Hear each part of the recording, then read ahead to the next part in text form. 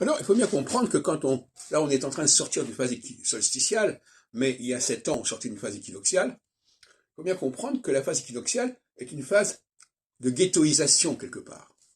C'est-à-dire, on va enfermer au sein d'une société donnée, on n'évacue pas les gens, mais on les met dans des ghettos. Et ghettos professionnels, ghettos corporatifs, etc., etc.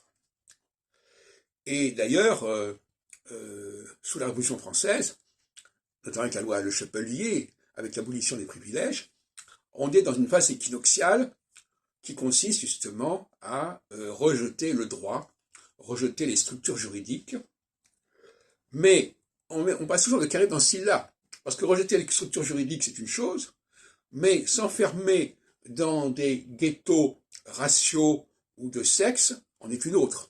Donc, de toute façon, il est toujours nécessaire, à un moment donné, de passer à l'autre versant des choses.